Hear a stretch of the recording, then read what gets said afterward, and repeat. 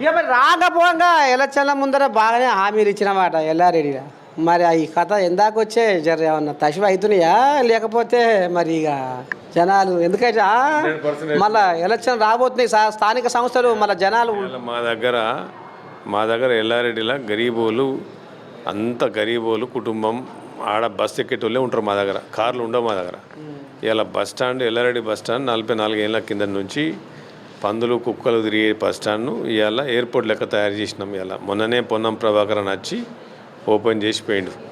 Hospital షురువు బంద్ అయింది, hospital షురువు అయింది. రోడ్లు బంద్ అయినాయి, రోడ్లు షురువు అయినాయి.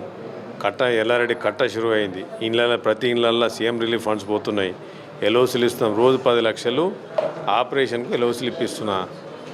ఇంటింటికి పోయి 60,000 చెక్కు, ₹1,00,000 చెక్కి ఇప్పిస్తున్నా. కళ్యాణ లక్ష్మి చెక్కులు ఆడతల్లులు వచ్చి ఎంఆర్ఓల దగ్గర కూర్చుండాల్సిన అవసరం లేదు. మేమే ఇంటికి పోయి హోమ్ డెలివరీ చేస్తున్నాం. ఇలా ప్రజాపాలన అంటే 100% ఇలా నడుస్తూ ఉంది. బ్రిడ్జ్లు ఏవైతే ఆగిపోయినాయో రోడ్లు వరుస్తూ ఉన్నాయి. 200 కోట్లు పెట్టి మొన్న ఇంటర్నేషనల్ స్కూల్ వచ్చింది. మాది గరీబ్ ప్రాంతం, చాలా వెనుకబడ్డ ప్రాంతం, ఏం లేకుండే. మొన్న ఏటీసీ అని అడ్వాన్స్ టెక్నాలజీ సెంటర్ మన టాటా వాళ్ళు 74 కోట్లతో అది షురు అయింది, అది రెడీ అవుతున్నది. అన్ని కార్యక్రమాలు నడుస్తున్నాయి ఫుల్గా.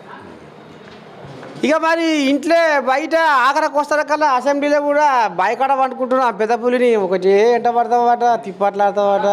ఏంది బతకనే పెద్ద మనిషి 4 రోజుల మందం బతకనిస్తే నేనేంది ఉన్నదని మాట్లాడిన పెద్ద మనిషి. ఇంటి పంచాయతీ తోటి ఆయన ఇంకిత పికర పడుతుండు గుండె వరకు మనిషి. ఇక ఇంట్లో నడుస్తుంది కదా, కథ నడుస్తుంది కదా, బిడ్డ కొడుకు నడుస్తుంది కథ.